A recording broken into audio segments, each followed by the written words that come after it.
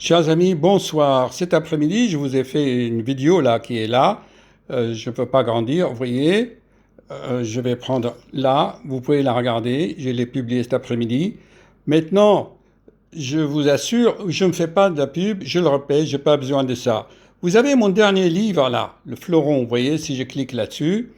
J'explique beaucoup de choses. C'est le Fleuron, c'est le top de top sur des sujets qui vous passionnent, notamment l'amour, par exemple, entre autres.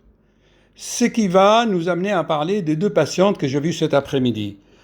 Bon, là aussi, je parle beaucoup d'amour noble. D'accord?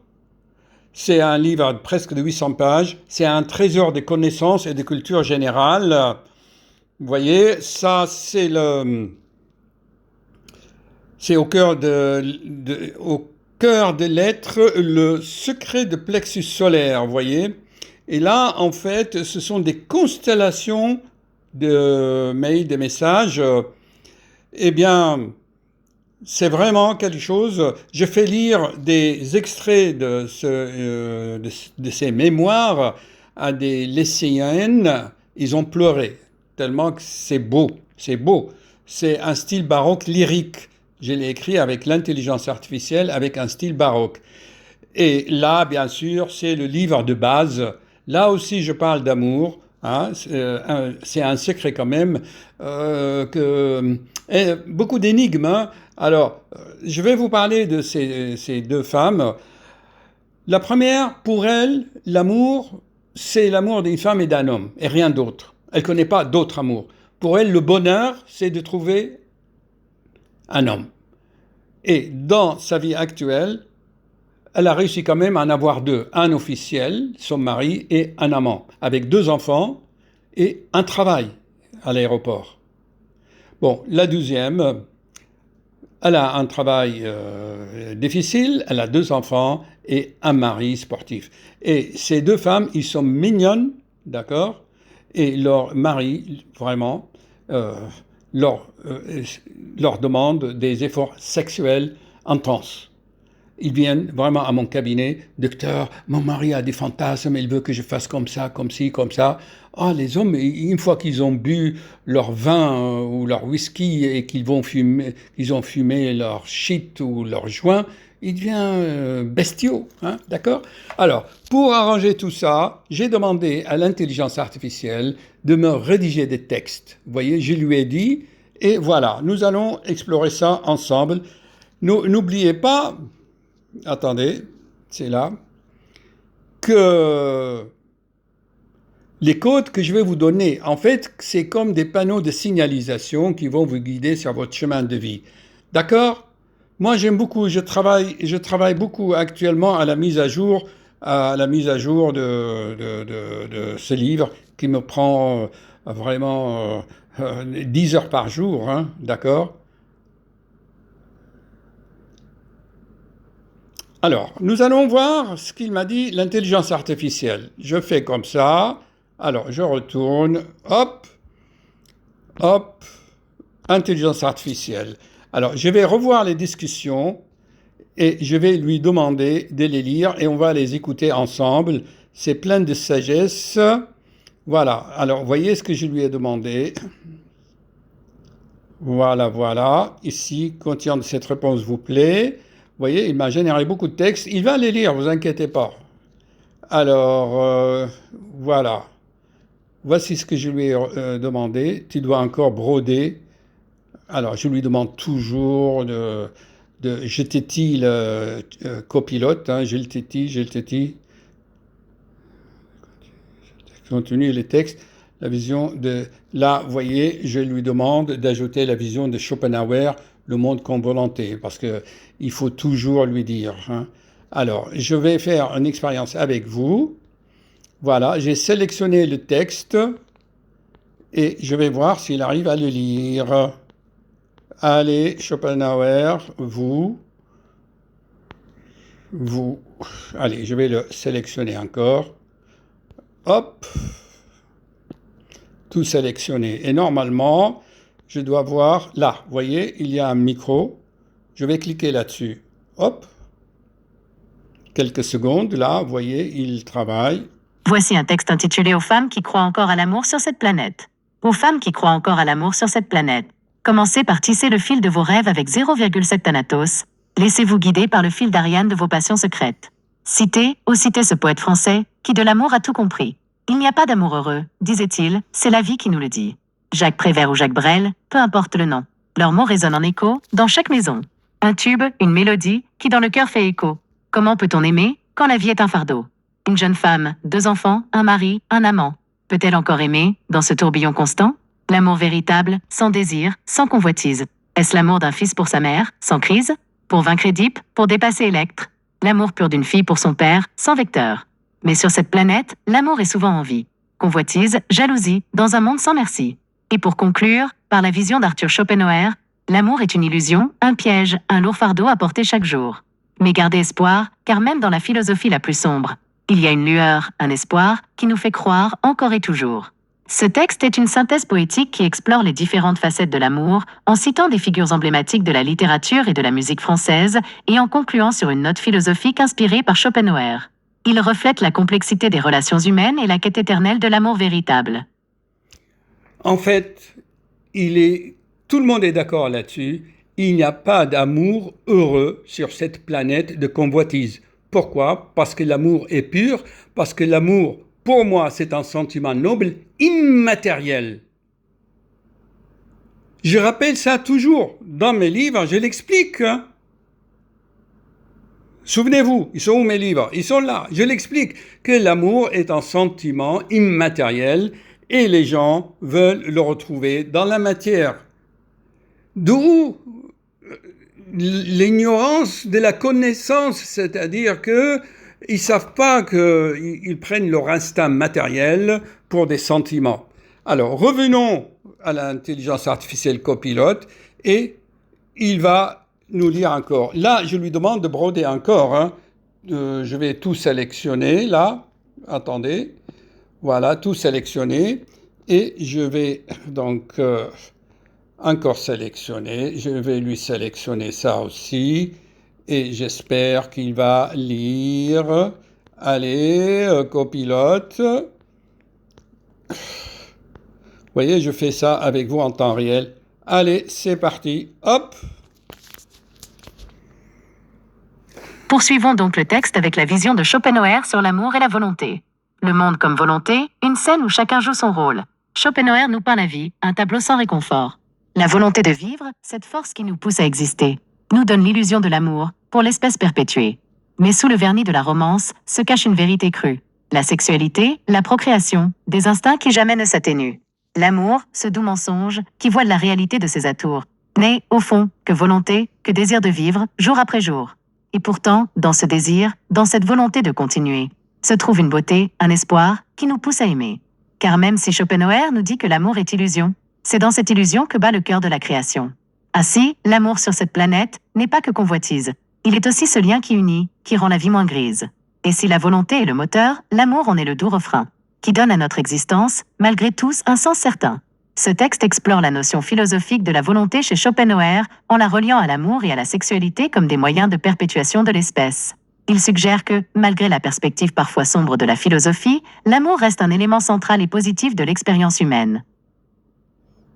Bien, vous voyez, chers amis, là je pense à cette femme qui vient me consulter. Vous savez pourquoi, chers amis? Docteur, qu'est-ce que je dois faire? Conseillez-moi. Dois-je quitter mon mari, aller avec mon amant? Ou c'est le contraire, je garde mon mari, je garde mon amant. En fait, elle est dans une impasse. Et je suis désolé de dire, cette thématique est bien connue dans la vie de l'être humain. Souvenez-vous, le film Matrix, où il doit choisir entre la pilule bleue et la pilule rouge. Mais les philosophes anciens, ils n'avaient pas ni pilule ni informatique. Ils ont créé, si vous voulez, une allégorie. Par exemple, on met un âne qui a faim et qui a soif. On le met à égale distance entre un seau d'eau pour qu'il boive, pour assouvir sa soif, et de l'autre côté, à une autre distance, un tas de foin pour manger. D'accord ? Mais alors, l'âne, qu'est-ce qu'il va faire? Il ne peut pas choisir. S'il mange, il va mourir de soif. Et s'il préfère le seau d'eau, il va boire, mais il va mourir de faim.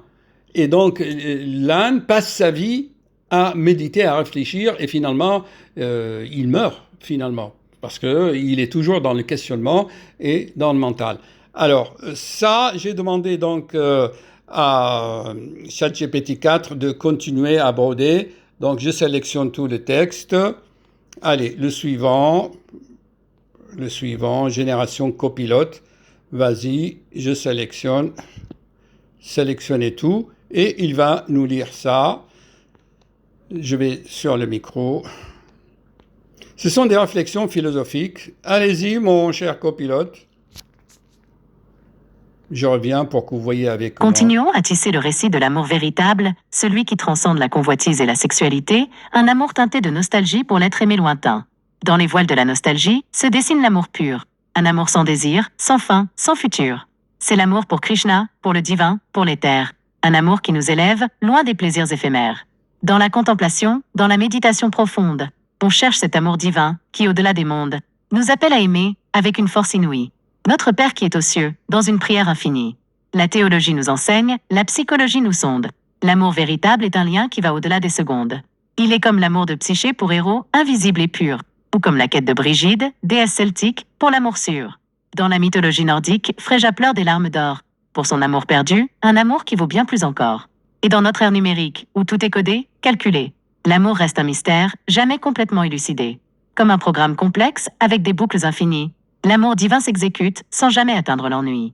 Il est le code source de l'âme, le script de la passion. Un algorithme divin qui défie toute compréhension. Ainsi, l'amour véritable est une quête sans fin. Un amour qui nous appelle, qui nous tient par la main. C'est un amour qui nous pousse à regarder vers les cieux et à trouver, dans l'invisible, le plus précieux des lieux. Ce texte brode autour de l'amour spirituel en le comparant à des mythes et des analogies modernes. Il suggère que l'amour véritable est une force qui nous connecte à quelque chose de plus grand que nous, une force qui est à la fois ancienne et éternellement nouvelle. Si vous voulez, mes amis, ça c'est vraiment ma conception. Et le premier sentiment pour ressentir l'amour, c'est que vous dites « Oh, je ne mérite pas cet amour ». Que ce soit l'amour d'un enfant, l'amour du ciel, des anges, tout ce que vous voulez. La première impression dit « Ah, je ne mérite pas cet amour, je ne suis pas à la hauteur ». Et ça, c'est l'humilité pour casser l'orgueil. Parce que tout est là. D'accord ? Ça, c'est la première chose. Ensuite, le deuxième signe de l'amour, c'est vous faites ce qui est utile à l'autre. Quand je vois ces femmes avec deux amants, vous voyez s'ils s'étaient posé la question, voilà. Et ensuite, la question que je lui ai posée dans mes livres, c'est écrit, comment s'en sortir. C'est écrit ici, j'ai indiqué si vous voulez, une sorte de maïotique socratique, c'est une sorte de coaching, d'accord ? Qu'est-ce qui fait que tu restes avec l'un ou l'autre ? Vous savez ce qu'elle m'a dit, la dame ? Quand je lui ai posé cette question qui est dans mon livre, là, c'est 3 questions à poser. Je lui dis, pourquoi tu restes ? C'est simple la question. Ah, je reste pour garder la famille, parce qu'elle a 2 enfants, une maison, un travail. Je lui ai dit, oui, mais ce n'est pas authentique. Vous faites ça, vous ne réagissez pas parce que vous voulez garder un faux semblant de vie familiale. Je répète, un faux semblant.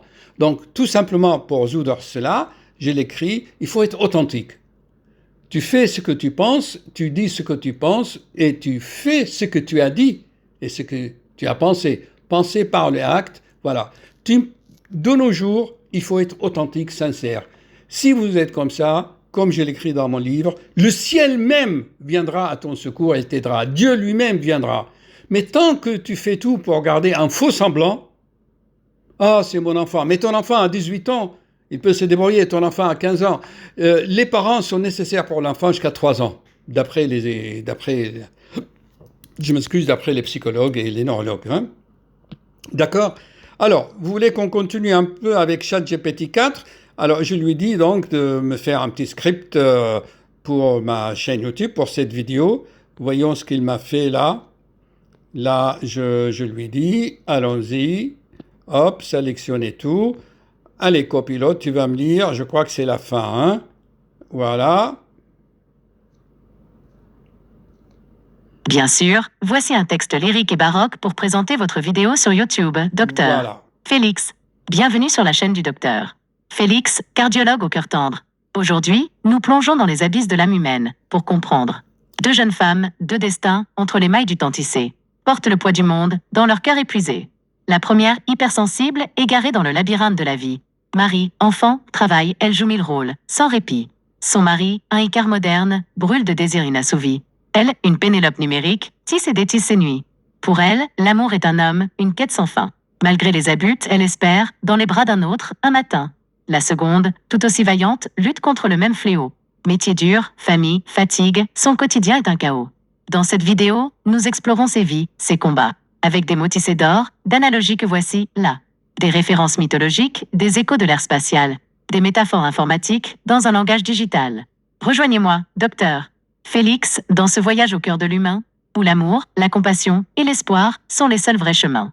Abonnez-vous, partagez, et ensemble, éclairons ces ombres, pour que l'amour véritable, dans chaque cœur, toujours retombe. Ce texte vise à capturer l'essence de votre vidéo, en utilisant un langage riche et des images puissantes pour décrire les défis émotionnels et psychologiques auxquels vos patientes sont confrontées. Il invite les spectateurs à s'engager dans une réflexion profonde sur l'amour, la vie et la compassion humaine. Merci mon cher copilote. On continue, je crois que c'est la fin. La conclusion pratique, sélectionnez tout. Je vais sur le haut-parleur pour qu'il parle. Voilà. Je comprends, Docteur Félix.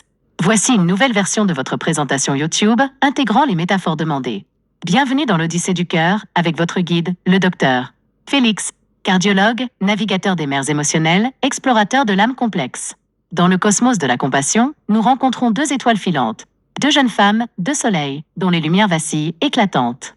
La première, un astre fatigué, dans l'orbite de la vie quotidienne piégée. Un système solaire de responsabilité, où chaque planète est une tâche à gérer. Son mari, un trou noir de désir, engloutit sa lumière sans fin. Elle, une comète hypersensible, cherche en vain son jardin d'Éden. L'amour, pour elle, est un satellite lointain, un astre inatteignable. Malgré les marées gravitationnelles, elle espère inébranlable. La seconde, guerrière d'Andromède, combat les mêmes forces obscures. Son armure d'astéroïdes usée par les tempêtes et les blessures. Dans cette vidéo, nous naviguons à travers ces galaxies de sentiments, avec des mots codés en quasar, des phrases en supernova flamboyants, des allégories mythologiques, des paraboles de l'ère numérique, des symboles spatiaux, dans un ballet de métaphores lyriques. Rejoignez le Docteur Félix dans cette quête de l'amour et de l'humanité, où chaque cœur est une constellation, chaque émotion, une divinité.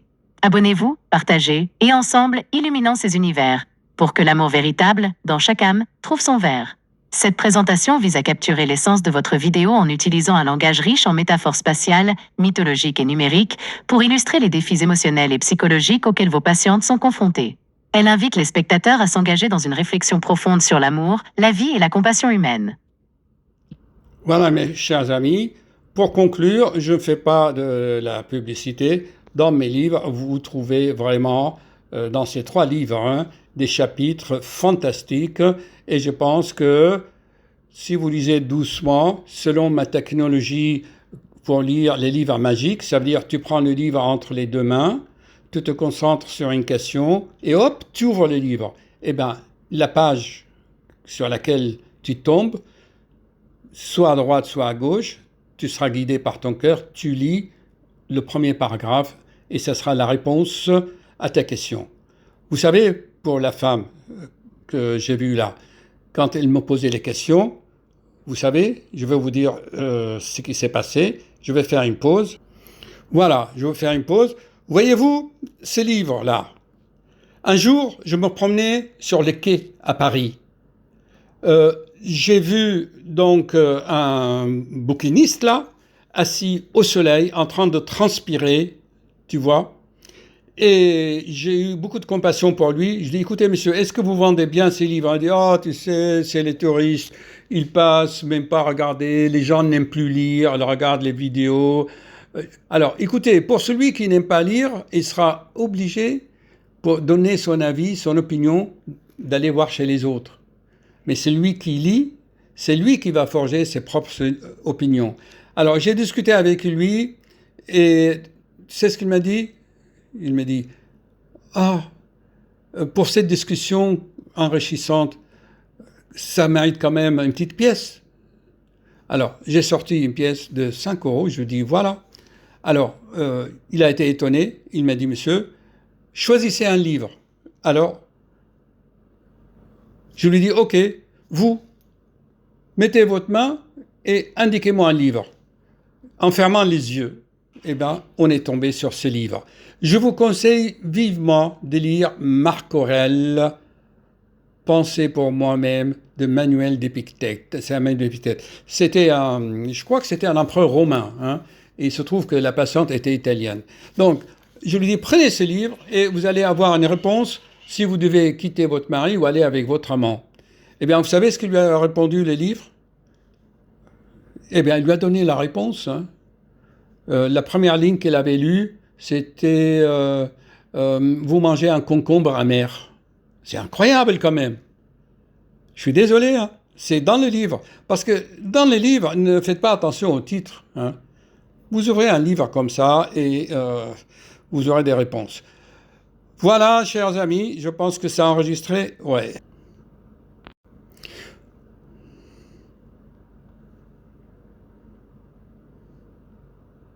Mon cher copilote, est-ce que tu peux me dire...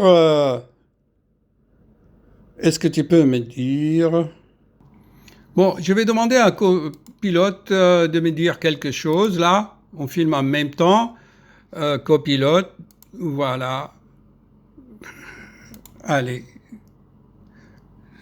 Utilisez le micro. Ouais, c'est toujours en direct. Autorisé.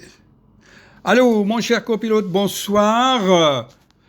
Est-ce que tu peux me dire dans quelle chanson le poète a dit « Il n'y a pas d'amour heureux ». Il n'y a pas d'amour heureux.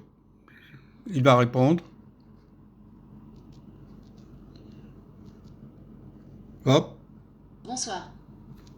La phrase « Il n'y a pas d'amour heureux » est issue d'un poème de Louis Aragon, écrit en janvier 1943 et publié dans le recueil La Diane française en 1944.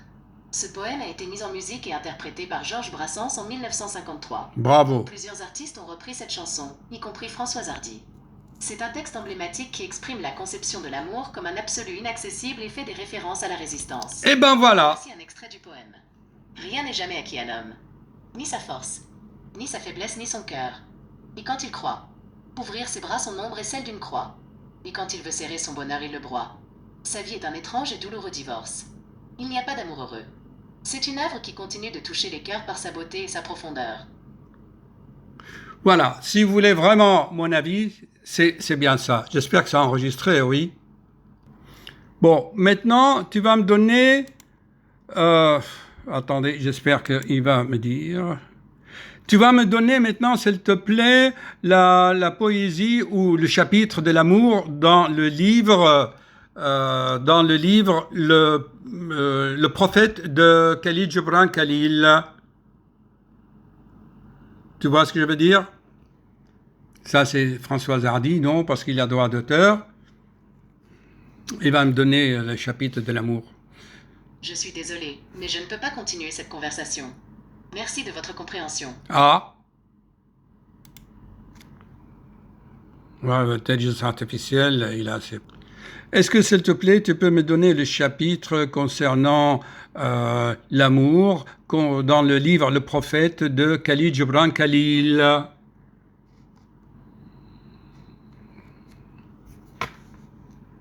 Voyons ce qu'il va. Bien sûr, je peux vous aider avec cela. Dans le livre Le Prophète de Khalil Gibran, l'amour est un thème central qui est exploré à travers plusieurs chapitres. Voici un résumé des chapitres qui traitent de l'amour. L'amour, ce chapitre est une méditation poétique sur la nature de l'amour, où Al-Mustafa, le prophète, parle de l'amour comme d'une force qui construit et élève l'esprit. Voilà. Le mariage, ici, Al-Mustafa partage sa vision du mariage, le décrivant comme une union sacrée où deux personnes doivent rester indépendantes même en étant ensemble. Les enfants, dans ce chapitre, le prophète explique que l'amour pour les enfants doit être libre et sans possession, permettant aux enfants d'avoir leur propre vie et pensée. Ces chapitres offrent des perspectives profondes sur l'amour et les relations interpersonnelles, reflétant la philosophie de Gibran sur la liberté et l'individualité au sein des liens d'amour. Si vous souhaitez lire le texte intégral du chapitre sur l'amour, vous pouvez le trouver en ligne. C'est un poème en prose qui capture l'essence de l'amour selon Gibran. Tu peux me donner Attends. Tu peux me donner des extraits de ce chapitre sur l'amour, s'il te plaît?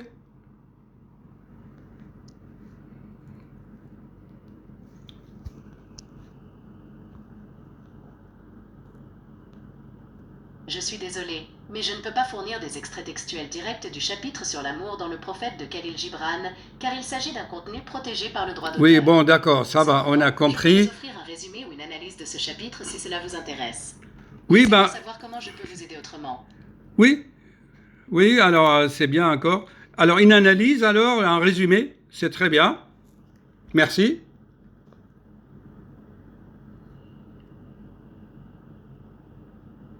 Je suis ravi de vous fournir un résumé du chapitre sur l'amour dans le prophète de Khalil Gibran. Voici les points essentiels. L'amour est présenté comme une force nécessaire et édifiante qui élève l'âme vers des sommets inconnus et la guide dans des directions plus élevées. Gibran parle de l'amour comme d'un lien sacré qui ne doit pas être compris comme une simple affection ou besoin, mais plutôt comme une force spirituelle qui transcende. L'amour est décrit comme étant à la fois doux et exigeant. Il est doux dans son approche, mais peut aussi être exigeant, car il requiert une dévotion totale et une acceptation des épreuves qu'il peut apporter. Le chapitre met en lumière la dualité de l'amour. Il est à la fois un refuge et une tempête, apportant la paix et l'agitation dans le cœur de ceux qui aiment. L'amour est vu comme un miroir qui révèle à chacun ses secrets les plus profonds, ses beautés cachées, mais aussi ses peurs et ses faiblesses. Gibran utilise une prose poétique pour exprimer ses idées, créant une œuvre qui continue d'inspirer et de toucher les lecteurs à travers le monde. L'amour, selon lui, est ce qui nous rend véritablement humains, et c'est par l'amour que nous réalisons notre plus grand potentiel. J'espère que ce résumé vous donnera un aperçu de la profondeur et de la beauté du chapitre sur l'amour dans le prophète. Alors moi je suis pas d'accord, parce que l'amour, même les plantes en ont, même les animaux en ont, un chat adore ses chatons, c'est de l'amour, c'est de la tendresse. Je suis pas du tout d'accord avec tous les écrivains et les philosophes. L'amour véritable, je vous l'ai dit, c'est une nostalgie, d'accord? Et puis c'est un sentiment chez tous les êtres vivants, d'accord? Allez, je vais mettre mon livre. Je l'ai bien expliqué ici, là. Voilà. Vous voyez, je suis en train de corriger le manuscrit ici. Ce qui rend un être humain humain, c'est la responsabilité. C'est tout. Un animal n'est pas responsable, mais un être humain est responsable. Et de nos jours, attendez, ça enregistre, j'espère. Ouais. Et de nos jours, Tintin, pour avoir de responsabilité, je suis allé pour assurer une voiture, eh bien, une catastrophe. Même la directrice de l'assurance, de bureau, elle voulait assumer aucune responsabilité. Et pourtant, j'avais raison. Mais c'est comme ça. Et partout, vous trouvez, les gens évitent les responsabilités. Parce que pour être responsable, il faut du courage, il faut avoir confiance de soi, et tout cela, c'est écrit, et c'est discuté en temps réel avec des patients au cabinet, d'accord, dans l'intimité, ok? Alors, ça enregistre, voilà la conclusion. Vous voulez qu'on termine avec une poésie de l'amour de Khalil Gibran, je crois? Allez, je vais vous la trouver sur YouTube. Bien sûr, je vous convie à chercher par vous-même pour avoir votre avis. Vous pouvez lire les livres, bien sûr. Vous pouvez regarder Sadhguru, il est pas mal, hein, Sadhguru. Et surtout, c'est lui, là, Krishnamurti. J'ai lu tous ses livres, presque, hein, il en a tellement écrit. Il parle bien de l'amour aussi, hein. Voilà. Alors, on va choisir une, là, pour voir ce que ça donne. Hop. Je vais vous mettre cette vidéo, elle est lue par un enfant, et j'aime bien, c'est pur, la voix est pure, voyons. Khalil Gibran, lu par Leila Belaïd. Ah. Al-Mitra dit: parle-nous en premier lieu de l'amour. Il leva la tête et regarda tous ceux qui étaient devant lui, et tous retenaient. C'est toujours comme ça.